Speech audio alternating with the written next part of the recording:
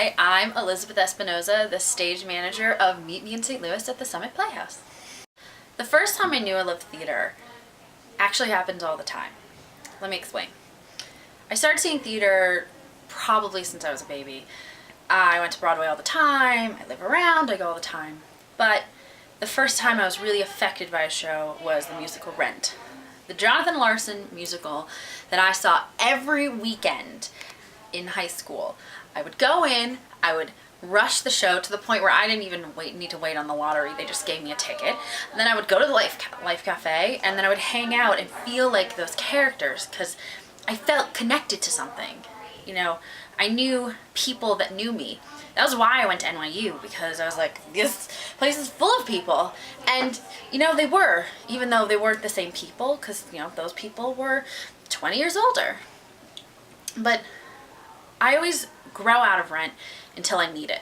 This morning, I woke up in the worst mood ever. I don't know if it was because my father woke me up at 8 a.m. or I hadn't slept or I'd had a fight with my friends, but Out Tonight came on, Mimi's first introduction really into the song, and I felt better. I felt like a friend saying, hey, get up, don't feel sorry for yourself, and do something. So I did. I went for a run, and I felt amazing, and then I came to the Playhouse, and I painted the trolley, which I now named Delilah, and I felt better with myself. And that's what theater does. It makes you feel better because it listens to you.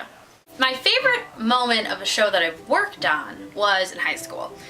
At Summit High, we have something called Director Showcase, where if you're in advanced theater, you get to direct.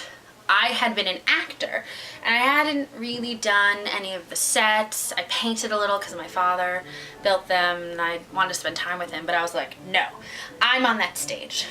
And my teacher said, Elizabeth, I think if you tried, you might be good at it. You might like it. So I did, and I picked a show that I loved called Up the Down Staircase. It's by B. Kaufman, and it's about this teacher named Sylvia who is a new teacher in this horrible place in New York, yeah, but in the 50s, but it was still the ghetto. Kind of like West Side Story in school without all the sharks and the jets.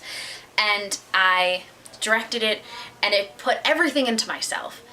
Also, let me mention that I just broken up with my boyfriend, and the divorce had gotten through, so all of our friends became his friends, and I was basically left with no one but my theater people.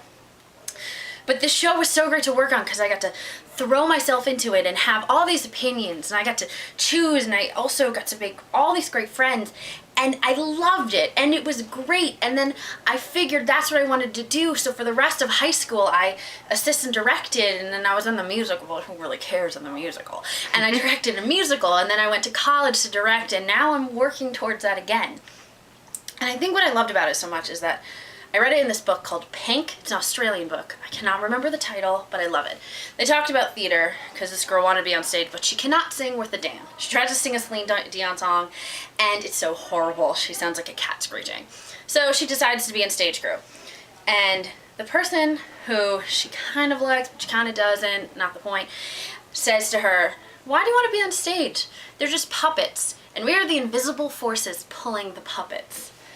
I want to be the person pulling the puppets, whether or not I'm making the lights that make them show, or the set that they get to be on, or even the ideas that make them move. I like being that force. Doesn't everyone?